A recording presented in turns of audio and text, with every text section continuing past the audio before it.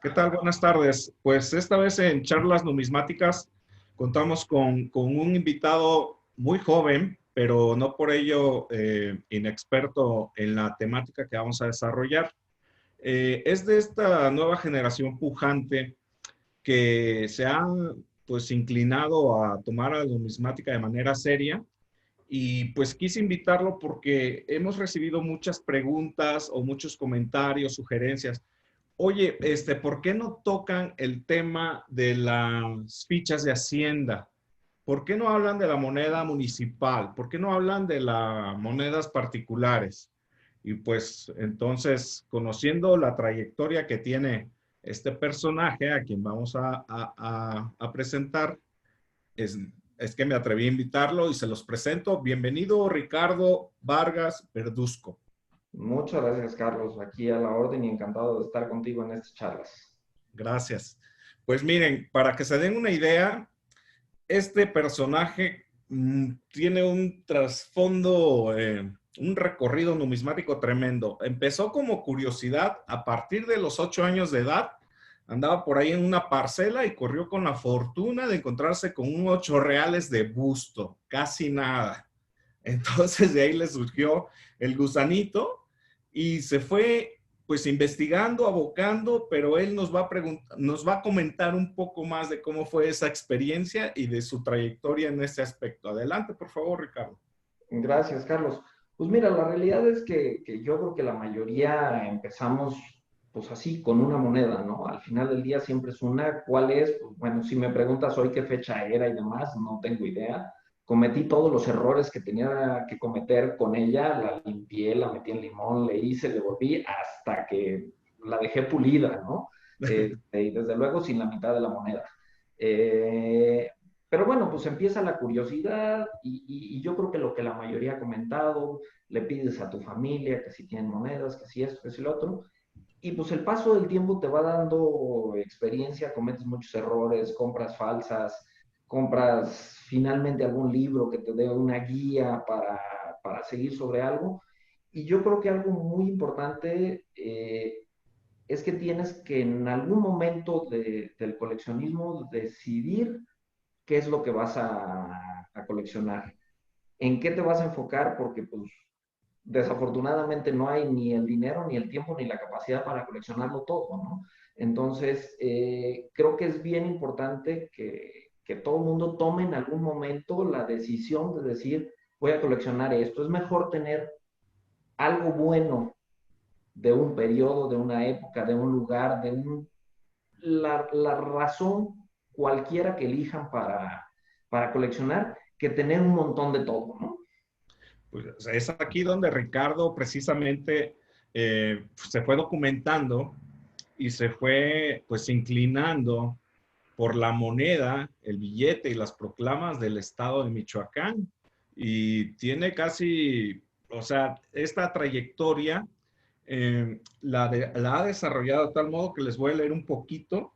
Eh, Él es miembro de la US Mexna, en donde ha publicado diversos artículos sobre moneda municipal, precisamente, billetes y proclamas del estado de Michoacán. También ha publicado en el boletín de la SONUMEX, Sociedad Numismática de México, y es miembro fundador del Club Numismático de Guadalajara. En la más reciente convención, Ricardo estuvo haciendo una disertación muy interesante respecto de la moneda de Zamora, Michoacán. Y más adelante lo vamos a tocar sobre esta temática. Pero entonces, aquí, Ricardo, en relación a la invitación que te hago y que mucha gente ha estado insistente, porque todavía causa confusión, tanto hasta en los letrados, ¿no? De que llevan rato en esto, las fichas municipales, o sea, se le encuentran, fíjate que ha estado de moda últimamente y afortunadamente para el coleccionismo y la numismática, los prospectores o detectadores o buscatesoros, Sí, claro. eso, que han rescatado la historia y han encontrado este tipo de piezas, afortunadamente para nosotros los que coleccionamos o los numismáticos. Pero ha causado cierta confusión, Ricardo. Aquí es donde me atrevería yo a hacerte la primera pregunta. Las fichas, las monedas municipales, las monedas particulares, son lo mismo o nos puedes decir básicamente las diferencias entre ellas, por favor? Mira, Carlos, yo creo que todo proviene de la manera en que se abordaron estas piezas, ¿no? Durante muchos años, y me atrevo a decir que hasta hace realmente muy poco, pues era lo despreciado de la numismática, ¿no? Todo el mundo prefería el oro, o los 8 reales, o el siglo XX, o las monedas preciosas de guerra de independencia o de revolución. Y las fichas, y lo pongo entre comillas, pues eran eso, ¿no? Fichitas, eran cosa no muy importante, eh, y creo que apenas empieza el interés real y surge a raíz de que hay compañeros numismáticos ya mucho más avanzados y con mucho más experiencia que sí se atrevieron a escribir, ¿no? Obviamente cuando ya encuentras libros, catálogos y demás que te hablan de estas piezas, pues te empiezan a tener un contexto, empiezan a tener historia, empiezan a tener relevancia, ¿no? Que creo que yo es lo primero. Entonces, primero, pues sí, les llamaban fichas y yo lo veo hasta como con una manera despectiva o como los norteamericanos dicen, tokens, ¿no? Y para ellos es token general para todo, ¿no? Sí. Eh, Afortunadamente, creo que encabezado sobre todo por el ingeniero Mauricio Fernández, se trató de reivindicar a estas piezas. Por ahí en los 70 publicó un primer libro sobre moneda municipal, y hace pocos años hizo ya un libro mucho más completo donde prácticamente pues describe una gran mayoría de las piezas que existen, ¿no? Y empieza a reivindicarlo en un sentido de decir, ya no son fichas, son monedas municipales, y que al final del día eso es una realidad, eran monedas para el municipio, fungían realmente como medio de cambio en el municipio, no era una cosa fortuita ni mucho menos, ¿no? Entonces, yo creo que encabezado por él, desde luego, pues hace muy poco, junto con Gabriel Gómez, hicieron un libro sobre las monedas particulares, eh, y entonces reivindican también a todos estos apellidos que encontramos y demás. Y desde luego todavía quedan pendientes algunas cosas como las haciendas, ¿no? O sea, las que realmente dicen hacienda de, o que son contraseñas o piezas específicamente sobre las haciendas. La línea para lograr diferenciarlas es realmente muy delgada, Carlos. En general, en una primera instancia era si la pieza tiene el nombre del municipio, entonces es municipal, ¿no? Y de alguna manera fue como la forma en que lograron diferenciar, pues estas sí son municipales porque tienen el nombre del lugar donde se hicieron. Me parece un buen acercamiento, a esa diferenciación. Sin embargo, pues hay monedas que tienen el nombre del municipio, pero que además también tienen el apellido o el nombre de alguna persona. Entonces, pues realmente era municipal o era del particular que además le puso el nombre del municipio donde estaba. Entonces, ahí es donde la línea se empieza a volver un poco borrosa, ¿no?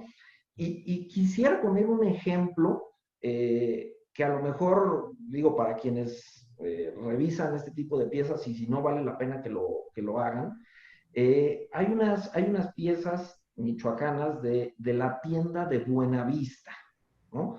La hacienda de Buenavista era una hacienda que le perteneció a José Francisco Velarde, mejor conocido como el Burro de Oro, este, y se llamaba así, Hacienda de Buenavista. Existen esas piezas que dicen tienda de Buenavista. En un estricto sentido, la gente diría, bueno, pues es de una tienda de Buenavista, pues eso, no municipal. Pues la realidad es que aparece en algunos libros, como el de Manuel Romero de Terreros, como una parte de las monedas de necesidad de Michoacán.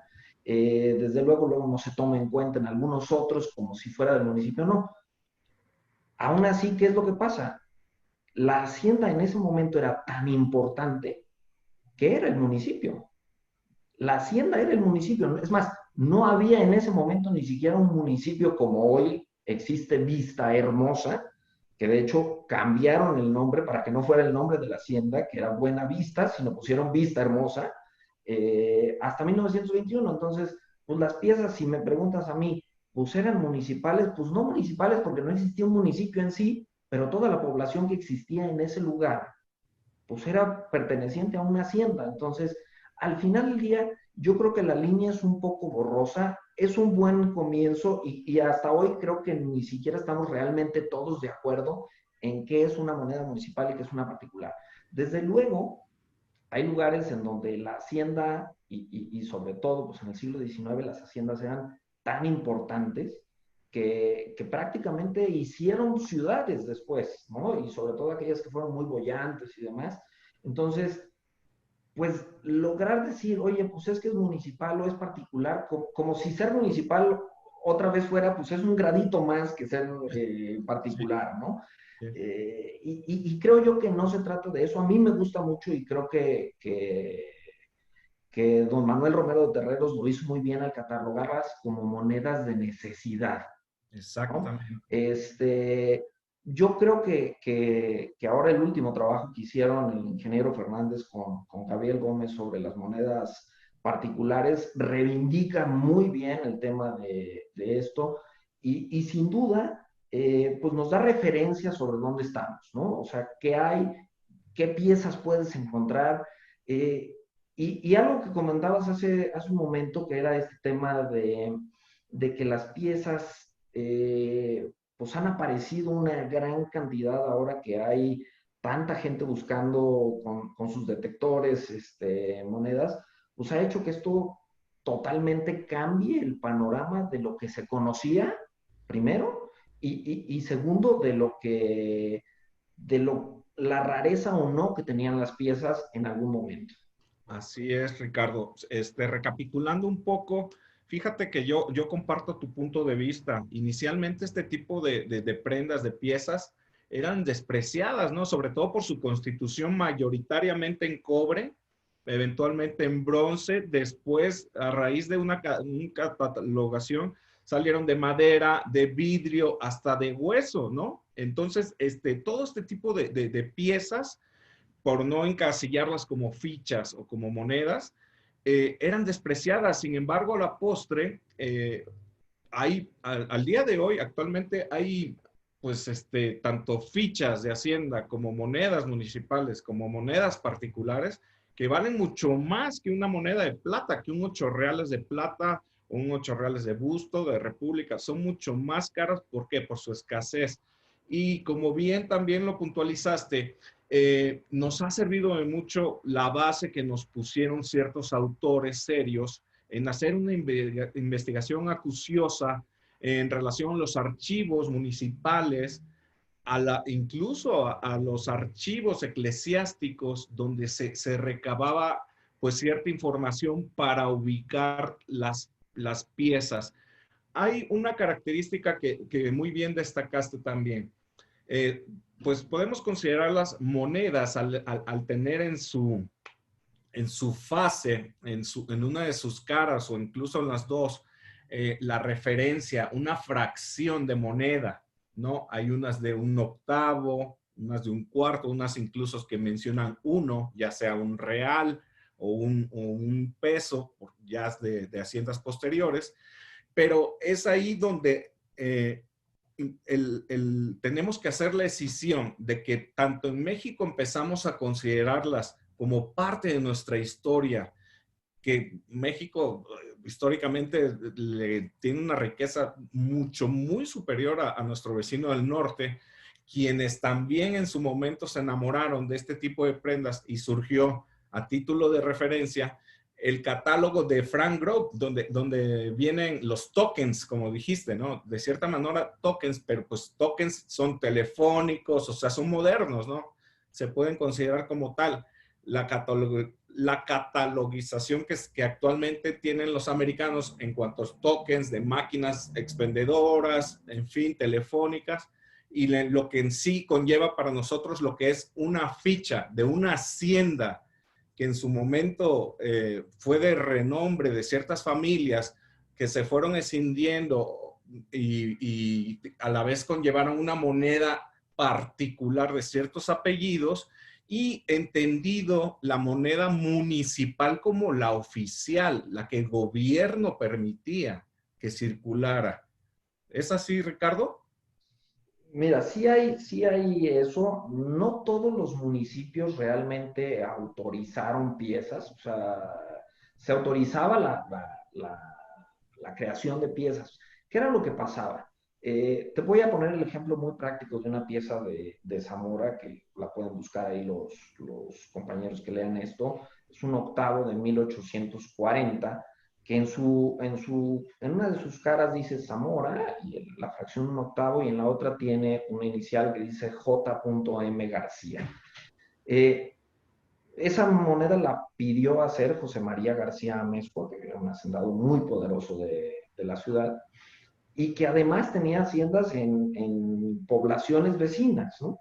Entonces, era tan poderoso económicamente hablando que la moneda terminó no siendo una moneda para sus haciendas o sus ranchos, sino aceptada de manera global en distintos municipios, ¿no? Entonces, ahí es donde a mí me gustaba mucho que el ingeniero Mauricio Fernández decía en uno de sus libros que él tomaba varias cosas para decir si una moneda era municipal o no. La primera era si estaba autorizada por el municipio o decía la palabra municipio de X lugar.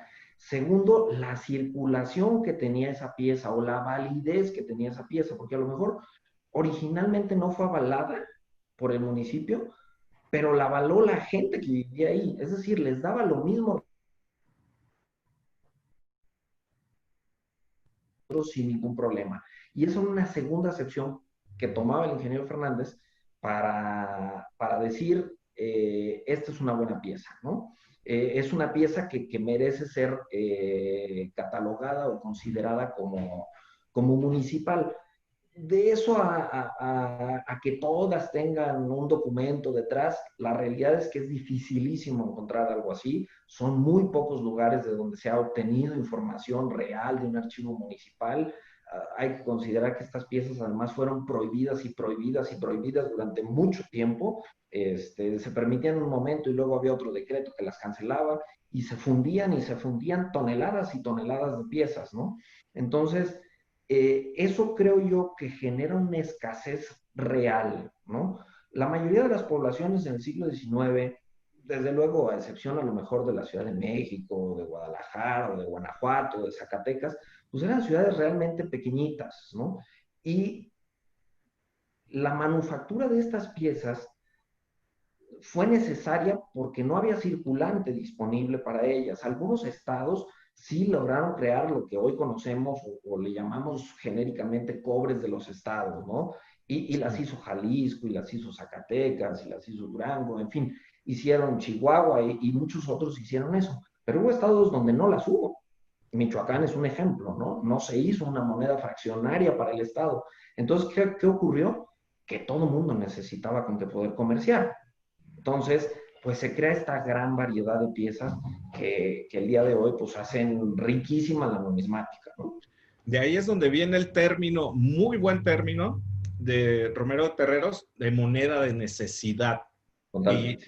tú bien lo relacionaste como una bibliografía muy acertada y también acabas de mencionar el compendio que acaban de hacer de monedas particulares, pues Gabriel Gómez Saborío y Mauricio Fernández. Es la Biblia de las monedas particulares, se puede decir. Son dos tomos espectaculares donde vienen la descripción correspondiente muy bien sustentada con la imagen, que muchas cosas, muchas veces nos faltaba, ¿no? La imagen correspondiente para empezar a identificar todo este tipo de monedas que nos vamos encontrando tanto con los compañeros prospectores como nosotros mismos, en un afán de conseguir tipo de piezas que luego están revueltas, como lo mencionaste, con los cobres de los estados, ¿no? Que tuvieron a manera, o incluso los cobres federales, que también eran de esa época. Otra referencia bibliográfica, el primero de Mauricio Fernández, que es el de monedas municipales, que hizo una actualización reciente. El primero era un libro, si no mal recuerdo, azul con un parche naranja ahí en donde venían ciertas monedas, y el más nuevo del mismo tinte, monedas municipales, viene la portada negra y está precioso. pero también ahí venían dibujadas las piezas. Entonces, un tercer referente, Ricardo, no sé cuál sea tu opinión, el, híjole, se me fue ahorita, el de Miguel Muñoz, ¿cómo no? Miguel Muñoz también abonó mucho. Y aquí es donde quiero saber tu opinión en relación a este tipo de fichas que no han sido identificadas ni como monedas municipales, ni como monedas particulares, ni como fichas de hacienda, que hay, que traen un animal, que son muy antiguas, son coloniales incluso este tipo de piezas, o incluso nada más traen un anagrama o no sé. ¿Cuál es tu opinión en relación a estas? Mira, pues sin duda son piezas que cuesta mucho más trabajo catalogar. La realidad es que hay muy poca información al respecto. Afortunadamente ha habido quien ha estado buscando y tratando de encontrar más sobre esto. La problemática radica en que difícilmente, o sea, si de algunas piezas fabricadas en casas de monedas y demás, es difícil tener información, pues de algo fabricado tan artesanalmente, pues aún hay más, ¿no? O sea, es mucho más complicado todavía encontrar información. Gracias, creo, en realidad a los detectores, es que hoy podemos incluso situarlas, ¿no? Y la mayoría de la gente que tratamos de coleccionarlas, lo primero que preguntamos es, ¿en dónde la encontraron? ¿No? No porque el hecho de encontrarla en ese lugar la haga particularmente de esa ciudad, de ese municipio, de ese poblado o de esa hacienda, ¿no? Porque la realidad es que el comercio con estas piezas existía. Entonces, pero sí le empezamos a dar cierto espacio, tiempo en donde podemos situarlas. Encontrar de quién eran, cómo eran o demás, pues digo, hay cientos de piezas, ¿no? Monogramas, híjole, me atrevería a decir que si alguien se atreviera a catalogarlas, todo lo que existe hoy en este sentido, pues sería prácticamente imposible, ¿no? Sí, claro, claro. Serían 4 tomos en vez de 2 tomos enormes como los de particulares, tristemente sabríamos muy poco o nada, ¿no? La Sí, realidad es que muchas veces el tipo de troquelación que se hizo en las piezas te da idea del lugar, ¿no? ¿En sí, qué sentido? Que a veces son muy parecidas unas a otras, y entonces te das cuenta de que este tipo de grabado es particular de la zona de Querétaro, o este tipo es particular de la zona de Michoacán o de la zona de Jalisco. Y a lo mejor es lo más lejos que vamos a llegar con algunas piezas, y con algunas seguramente no llegaremos mucho más lejos. ¿Por qué? Porque muchas otras ni siquiera llevan un monograma como para tratar de decir, no, pues ahí sí dice Fernández, o ahí sí dice Gómez, o ahí sí dice cualquier otro apellido, sino que muchas tienen el estampado, el fierro de la hacienda, por ejemplo. exacto. Necesitaríamos acceder a los documentos y ver qué tan parecidos o no son los fierros que se registraron en algún momento con esas piezas. La verdad es que es una labor titánica Sí. de investigación, y difícilmente con resultados muy fructíferos, ¿no? Muchas veces estas piezas particulares que sí llevan nombres y apellidos y demás, ayudan un poco porque generalmente eran personas poderosas en la zona, o suficientemente ricos para aparecer en bibliografía o en documentos o lo que sea. Entonces se puede hacer un enlace real y decir, no, pues esta pieza particular sí le perteneció o la mandó a hacer esta persona en particular. Pero la realidad es que no es tan fácil llegar a eso. O sea, no en todos los municipios se guardan archivos.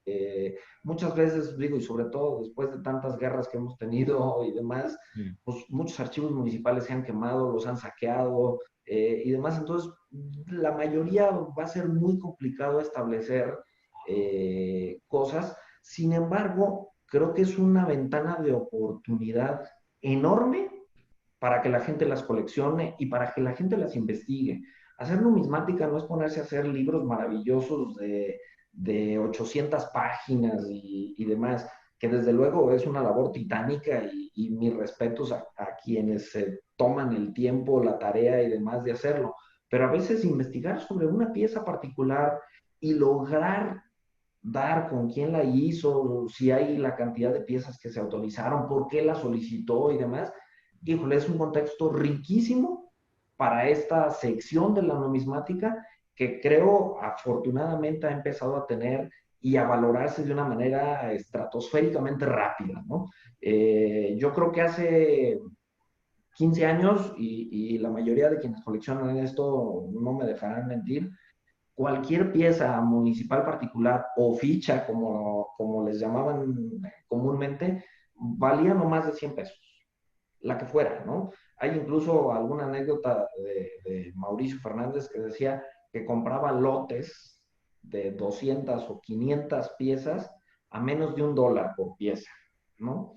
La realidad era que a la gente no les importaba, ¿no? Había muchas otras cosas mucho mejores que coleccionar que esto. Y casualmente, yo creo que no se, durante mucho tiempo, el no darles contexto, el no estudiarlas y demás, no hizo que la gente no se diera cuenta de la escasez y la rareza de estas piezas, ¿no? De muchos tipos se conocen una, dos, cinco piezas y no más.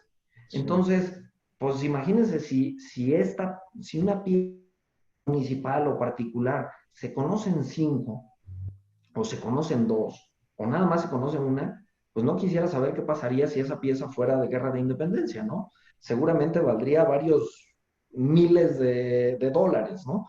Apenas estamos empezando a reivindicar estas cosas y sobre todo apenas estamos dándoles contexto.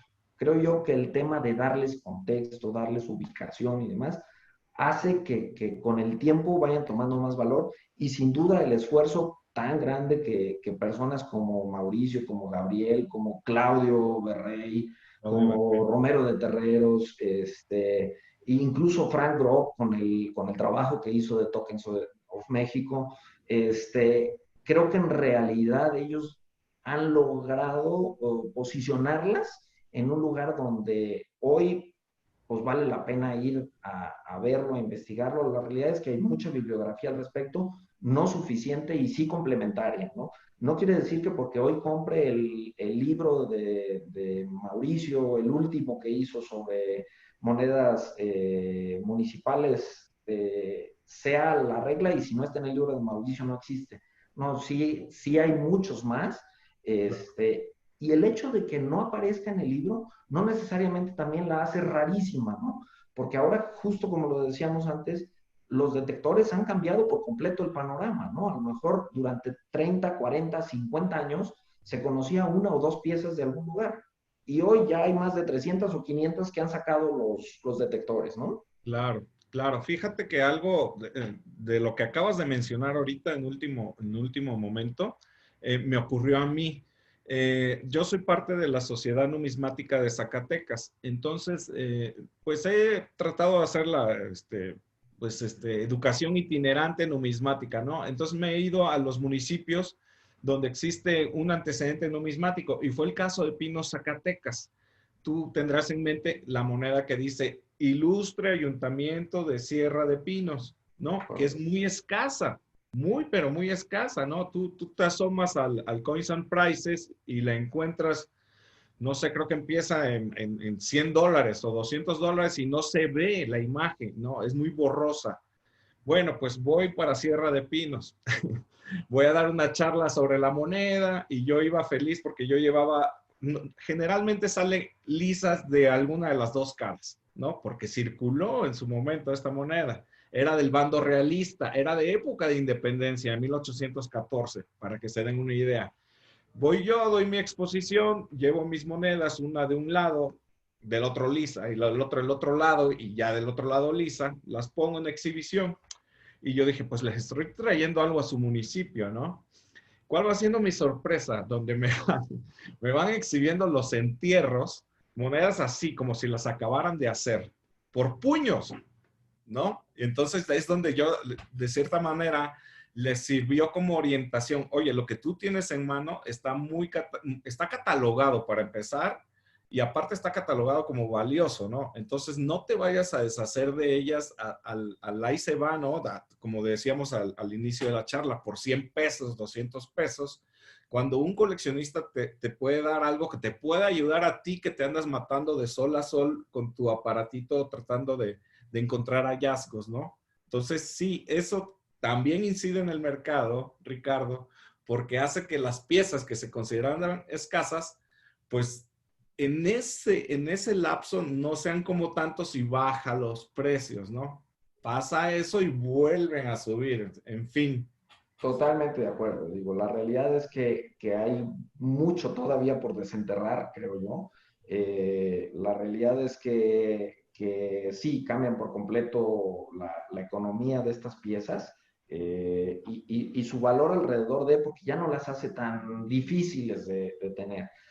Y hay algunas piezas que les dieron un mejor lugar, ¿no? O sea, sin lugar a dudas, esta pieza de la que tú estás hablando, pues al estar catalogada como guerra de independencia y demás, pues híjole, la gente dice, ah, pues sí la quiero. La realidad es que pues, se hizo la moneda y listo, circulaba en el municipio y tuvo la fortuna de tener la fecha de 1814 y adelante, ¿no? La metieron o la englobaron en una serie de la colección de guerra de independencia y que ahora la gente pues la toma como, ah, es una pieza más de la guerra de independencia, ¿no? Y entonces la valorizan por el momento en el que estuvo. Y no necesariamente, porque además no es la única que tiene fechas de ese momento, y no son tan valoradas porque no aparecieron en un catálogo gringo o porque pues, no tuvieron el ángel para ser buscadas. Y yo creo que ahí es donde es bien importante saber que coleccionar este tipo de piezas tampoco es tan fácil y, y me atrevería a decirte, Carlos, que no se trata de llenar el agujero en un álbum de estampitas, ¿no? O sea, y creo que la mayoría de quienes nos interesamos por esto, tratamos de buscar las piezas, pero eso no quiere decir que sea un tema de vamos a buscar porque quiero llenar el agujero, ¿no? Y creo que específicamente en este tipo de piezas municipales particulares y de Hacienda, no podemos caer en el entendido de que, pues es que de esta de Pátzcuaro que tiene las islas y el lago y está preciosa, pues catalogaron una. Híjole, o sea, sí hay, catalogaron un tipo y qué bueno, ¿no?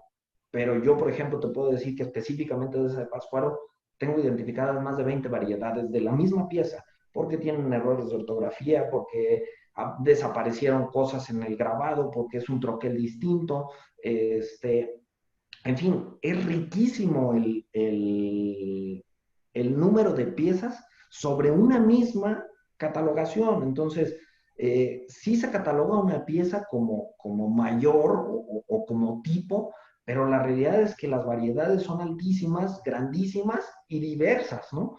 Porque si tratáramos con el tema de 8 reales, pues a lo mejor decimos, ah, pues es que sobre fecha o sobre ensayador o trae un águila distinta Sí, y listo, ¿no? O sea, son 5 opciones y se sí, acabó. En sí, esto, la realidad es que pueden ser muchísimas piezas provenientes de distintos troqueles o de distintos momentos de la troquelación, ¿no? Porque de que lo hicieron, como son tan artesanales, ya no quedaban bien, entonces le regrabaron al troquel y le siguieron dando. Y se generaron piezas distintas o muchísimos errores de ortografía, letras volteadas para un lado, para otro lado, incluso en desorden, fechas al revés, en fin. Creo que hay muchísimas cosas y sí, yo creo que vale mucho la pena decir, no porque tú veas en un libro una pieza específica, significa que si conseguiste una, ya llenaste el cuadrito, ¿no? O sea, ya cumpliste con esa y es como pegarle a mí me gusta mucho el ejemplo de los álbumes de estampitas, porque la moneda no es así, o sea, no vas por tu sobrecito y llenas el álbum de estampitas. A mí particularmente cuando recién me especialicé en Michoacán, me acuerdo, revisé todos los catálogos habidos y por haber y algunas piezas que amablemente me habían compartido algunos otros coleccionistas y hice mi álbumcito y dije, pues todo esto me falta, ¿no? Y tenía a lo mejor 100 o 200 piezas que me hacían falta. Y yo trataba de llevar un récord de decir, pues cuántas consigo en un año, ¿no? Si consigo dos, si consigo cinco, si consigo 20. Y al cabo iba por 100 piezas. Lo curioso es que al final del año Ya te faltaban no, más. no, había conseguido a lo mejor como 30 piezas o 40 piezas, pero ya no me faltaban 100, sino 150, ¿no? Porque habías encontrado más piezas, los detectores habían sacado nuevas que no estaban catalogadas, o encontraste una con resellos de otro lugar, en fin, o sea, la realidad es que el universo es enorme, sin lugar a dudas, eh, y ahí es donde creo que no debemos de pensar que, ya tengo esta y ya acabé. Sí es importante delimitar, como dije en un principio, o sea, qué es lo que quieres coleccionar. Oye, yo quiero una por municipio, o yo quiero todas las variedades, aunque sea la mayor, y no me importan las subvariedades que haya de esa misma pieza. Y me refiero a subvariedades no con temas muy minúsculos, ¿no? Como Sí, decir, sí, sí. es que esta pieza en la tuna tiene dos espinas y en esta tres, no, sino si tiene una letra distinta o si Claro, tiene claro. cosas realmente valiosas numismáticamente hablando, ¿no? O Sí, variedades reales y no con detalles minúsculos sí. que no la hacen realmente distinta, ¿no? Sí, fíjate que es un muy buen punto y esto lo hemos dicho de manera reiterada. O sea, fíjate en variedades que realmente valgan la pena, ¿no? No eso de que es que el águila tiene un piojo aquí donde en una pluma y esto, no, pues o sea, si a eso te vas a dedicar, creo que la numismática no es para ti, tú estás buscando otro tipo de cosas, ¿no? Aquí hay que poner los puntos sobre las IES. Pero refrendando otro comentario, no nos vamos a encasillar en eso.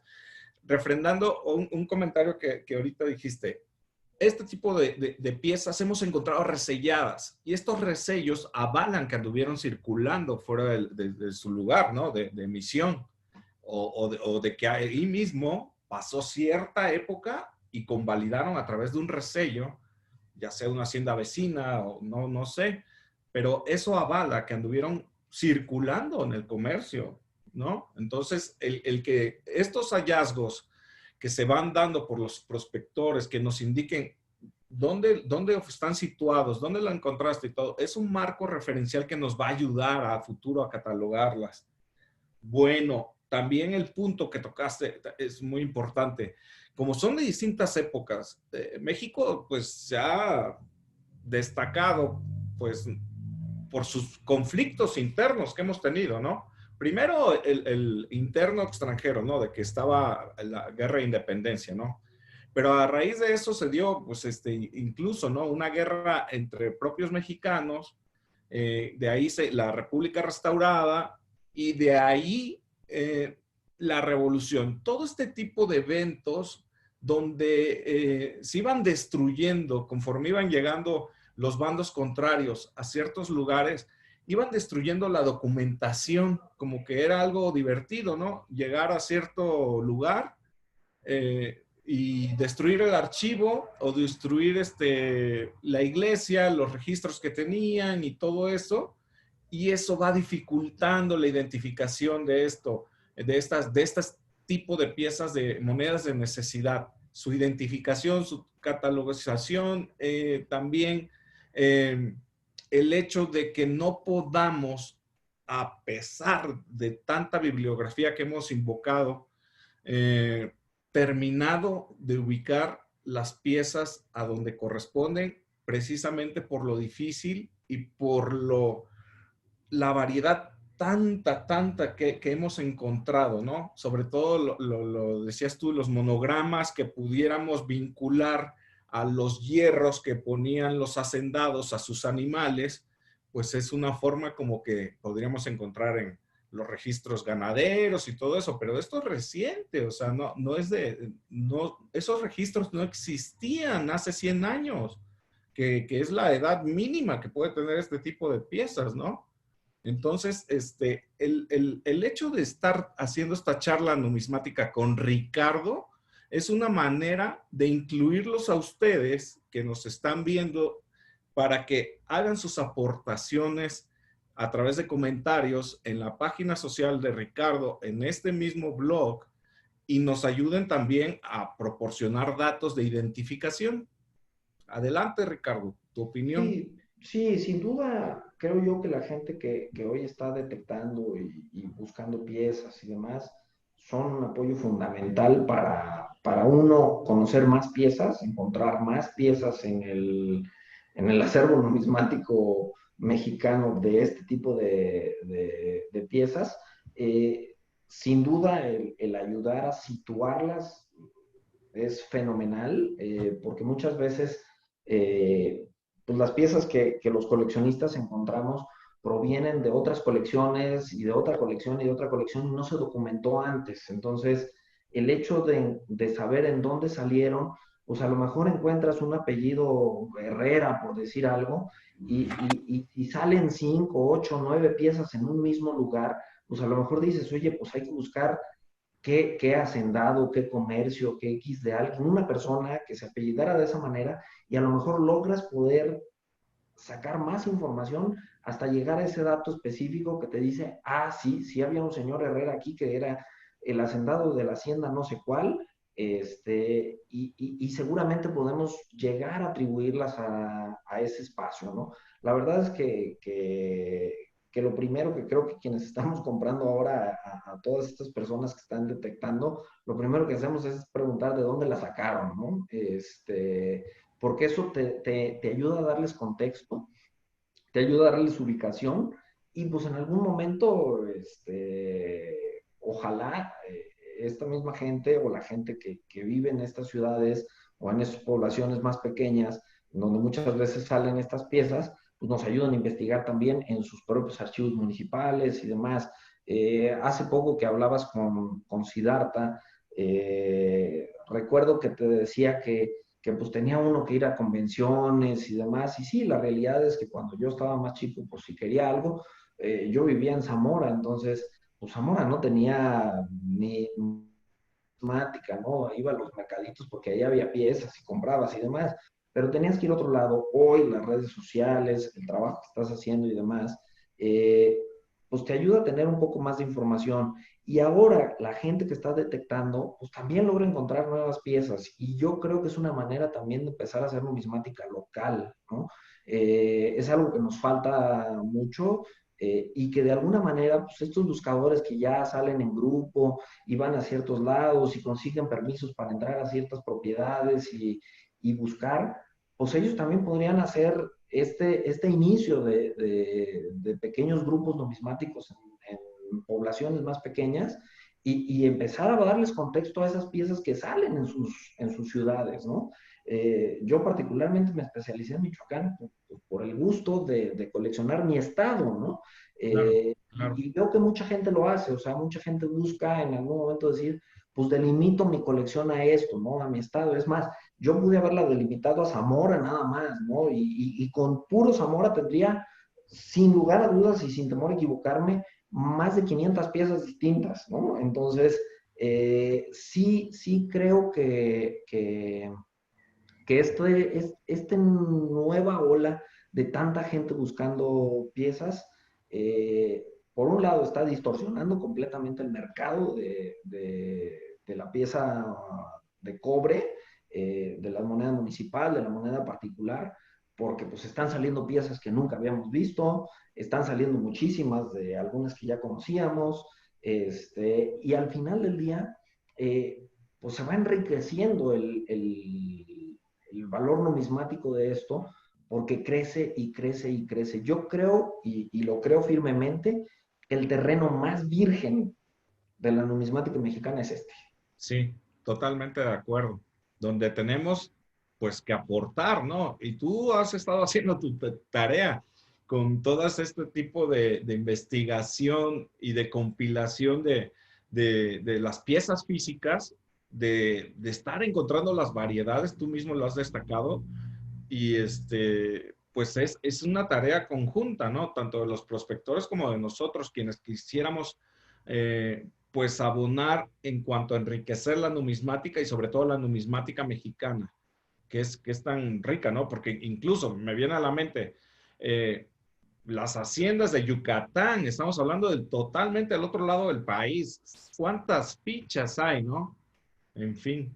Sí, Bueno, sin duda, digo, ya hay libros especializados en ellas, ¿no? sí, sí, de hecho sí. Y es aquí donde tocamos el tinte de la pieza escasa, Ricardo. ¿Cuál es tu opinión en relación a esto? Porque obviamente hay de monedas o fichas escasas a no tan escasas. ¿Cuál es tu opinión? Porque luego aparece una que no habíamos visto o que habíamos estado buscando a través de la bibliografía de Claudio Berrey, por ejemplo, Miguel L. Muñoz, en fin, y decías, ya tengo esta, ya tengo esta, pero esta tiene rato, tiene años que me llama la atención y no la he visto. Y de pronto aparece, pero en un estado, pues, deplorable luego, porque obviamente lo que se encuentra en prospección, el 90% está casi, casi sin identificar, ¿no? Ya encontrarte un garbanzo de libra es algo, pues, genial, ¿no? ¿Cuál es tu opinión cuando encontremos una pieza escasa que la vemos y dices, no, sí es, por ejemplo, una de Inguanzo, ¿no? De Real de 14, no sé, que es medio se ve. ¿Cuál es tu opinión? ¿La agarramos o la dejamos pasar? Pues mira, yo te diría, depende mucho de qué quieres coleccionar, ¿no? Eh, el mínimo que la mayoría de los numismáticos opinan y creemos, pues es que tienes que andar coleccionando por lo menos una pieza en very fine a extra fine como mínimo, ¿no? O sea, para que realmente tenga un valor numismático. Pero la realidad es esas. O sea, hay piezas de las que se conocen una, de las que se conocen dos, eh, y por ahí hay una frase ya muy repetida entre los numismáticos que dicen que es mejor tenerla que no tenerla, ¿no? Pues, bueno, yo no sé si de esa manera se hacen buenas o no buenas colecciones. Yo creo que sí es importante investigar primero, o sea, saber realmente si la pieza que tienes enfrente realmente es una pieza rara, realmente es una pieza que no se conocen muchas, realmente en los últimos tiempos no han salido más, los detectores no han encontrado piezas de estas, y ves algo que está catalogado además como muy raro, pues adelante, ¿no? Habrá piezas que vale la pena tenerlas aunque las tengas en una condición no tan buena, ¿no? Yo creo sin lugar a dudas que entre mejor condición tienes incluso y sobre todo en este tipo de piezas, mucho mejor, ¿no? O sea, no se trata nada más de llenar huecos, como lo decía antes. No es por comprar una estampita que le falta un pedazo o que está media quemada o lo demás, ¿no? La realidad es que si queremos tenerlas todas porque ese es nuestro objetivo, no importa qué tan fea o tan bonita esté la pieza, la quiero porque eso es lo que yo voy a coleccionar, porque quiero una de cada una, pues bueno, yo a título personal lo digo, cuando yo empecé a los 8 o 9 años, que empecé pidiéndole a todo el mundo, tíos, abuelos, primos y demás, si tenían monedas del siglo XX, pues empecé a coleccionar mi siglo XX y yo sorpresa, ¿no? O sea, cuando tenía 15 años yo estaba fascinado porque tenía a lo mejor el 70 o el 80% de las piezas del siglo XX, pero pues nada valía porque tenía la que se puso enfrente, ¿no? Y aunque tuvieras una fecha rara, pues a nadie le importaba tu fecha rara porque pues, no tenía una condición importante, ¿no? Entonces, yo creo particularmente que en este tipo de piezas sí hay que tener cuidado en cuánto vamos a gastar por una pieza. Hay piezas muy raras. He visto piezas municipales venderse en más de 20,000 pesos. Una sola pieza. Sí, sin duda. He visto monedas que no darían ni 50 pesos por tenerla. Sin duda también, ¿no? Yo creo que mucho depende de qué queremos coleccionar.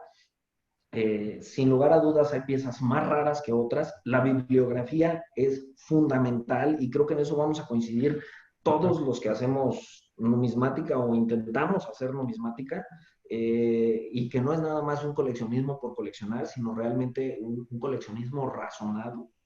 Pues sí, al final del día lo que tratamos de buscar es la mejor pieza en el mejor estado de conservación, con las leyendas más completas, y demás. Hay piezas sumamente raras que sin duda pues hay que valorar si queremos tenerla o no tenerla independientemente del estado de conservación, ¿no? Exacto. Me viene en mente, fíjate, ahorita que acabas de decir, el tipo de pieza, obviamente, si es una pieza que está catalogada, que afortunadamente se catalogó, ¿no? Y ha sido escasa y el transcurso de los años, incluso décadas, no aparecen o aparece una medianamente, me viene a la mente la ficha de hueso con tinta de huizache. Sí, sí, sí. Fíjese, vamos a aplicarlo algo así coloquial. Yo siempre me voy a la lógica luego. Si este tipo de fichas eran de hueso, señores, y por azares del destino estaban en los caminos o en las haciendas y eso, y en cualquier lugar de estos, hay perros, señores, perros callejeros o perros de las casas, de las haciendas y esto. El perro se caracteriza por encontrar huesos y por comérselos. Entonces, imagínense que llegaran al día de hoy a encontrar un tipo de esta ficha y está media mordida pero se logra identificar, pues no me voy a poner a decir, oye, pues esta no la quiero, no, la voy a dejar pasar. Pues obviamente es un garbanzo a libra y mientras llega a salir, en eventual caso, una ficha como esta, o incluso la de vidrio, pues de mientras me la quedo. ¿Tú qué harías, Ricardo? Hay piezas que sí valen la pena. Específicamente, por ejemplo, esta de la que estás hablando de hueso, pues sí se conocen un buen número de piezas, ¿no? Es muy codiciada por el material, ¿no? Entonces, es básicamente como un 20 pesos de oro de Maximiliano, ¿no? Sí. Disponibles hay, sí, los que quieras, ¿no? Y hay falsificaciones. Imagínate Claro, dónde ha claro. llegado.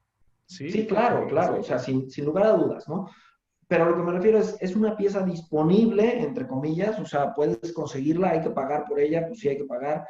A todo el mundo nos gusta el decir, pues yo tengo una de las de hueso, ¿no? Eh, y sí, sin lugar a dudas son codiciadas, se pueden encontrar de vez en cuando, sí no son piezas baratas, o sea, sin duda no son piezas baratas, pero de vez en vez salen en alguna subasta o al mercado, ¿no? Se pueden llegar a ver. Pero yo te diría, o sea, ¿cuántas piezas has visto o quienes nos escuchan han visto hechas en cuero? También. Híjole, me Es, atrevo a decir que la que sea es rara, ¿no? O sea, sí, la que sea en cuero es rara, ¿no? y es, Yo al y es menos conozco tres tipos de piezas hechas en cuero, cuero. este, bueno, particularmente solo poseo una y no he visto ninguna otra disponible, ¿no? Pero sí hay en colecciones pues, una que otra que sobrevivió, porque además pues, el cuero es mucho más fácil de que se desgaste, se Sí, quiebra, se sí. parte, en fin, ¿no?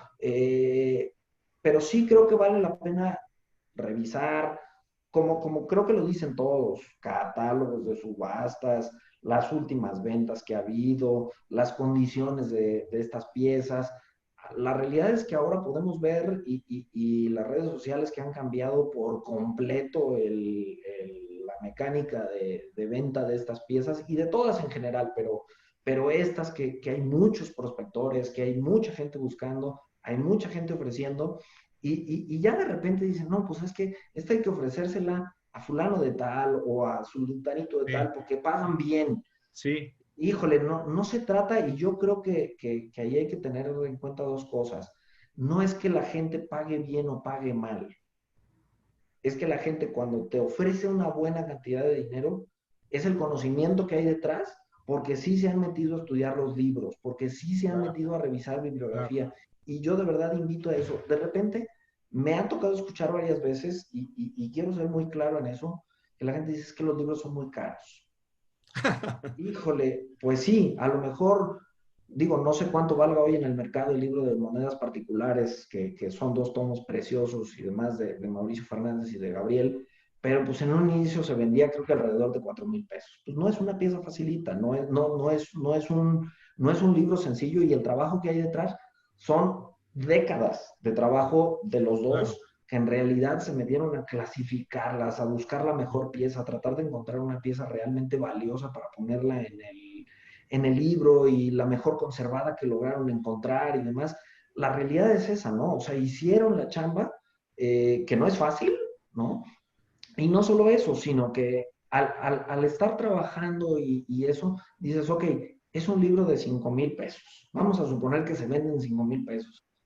Híjole, pues es que hoy con 5 piezas compraste un libro, ¿no? Claro. Si el promedio de las piezas más o menos anda entre 800 y 1,500, el promedio general, pues es que con 5 piezas compras el libro que tiene catalogadas 1,000, pues Sí, la verdad es que salió baratísimo, ¿no? Si me preguntas a mí, salió baratísimo y el conocimiento que trae detrás, sí, híjole, invaluable, ¿no?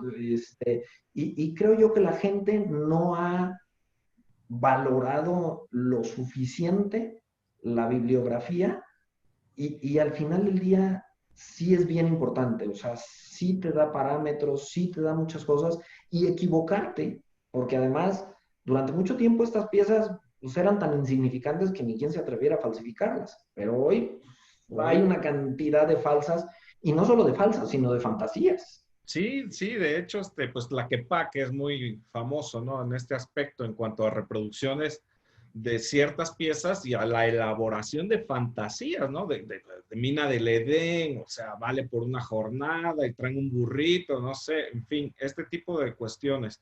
Pero comparto tu ideología en cuanto a esto, hay que invertirle. Me ha tocado también ver que los prospectores en sus grupos, porque ya hay grupos en Facebook, donde se juntan y empiezan, se avientan y ponen la foto. ¿Cuánto me dan? Y pues, o sea, obviamente no va a falta quien le diga, pues te doy 50 pesos, ¿no? O sea, te doy 100, así. Y están al mejor postor.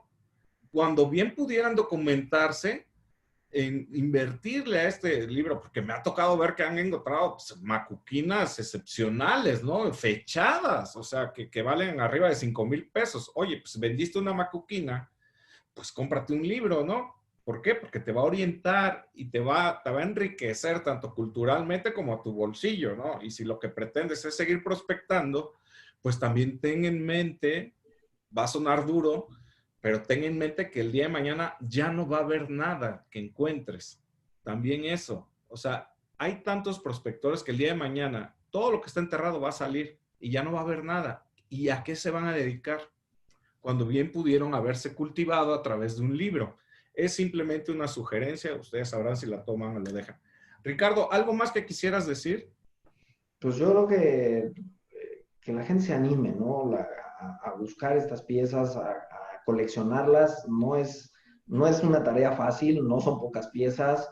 Delimiten, seleccionen muy bien qué tipo de colección quieren hacer y adelante. La verdad es que es un universo impresionante, hay una cantidad de piezas brutal y creo que es un área de la numismática en la que se puede escribir mucho todavía. Casi nada está escrito en esto y se puede hacer muchísima investigación, se pueden hacer pequeños artículos. La realidad es que publicar en revistas como el Boletín de la Sociedad Numismática de México, o en revistas en Estados Unidos y demás, no es tan complicado. El único chiste pues es sí dedicarle el tiempo, la tenacidad y demás de estar detrás de una pieza para poder encontrar cosas y compartirlo, ¿no? Al final de cuentas el conocimiento creo que debería de ser de todos y creo que eso es lo que realmente enriquece, ¿no? Que se haga más y más conocimiento.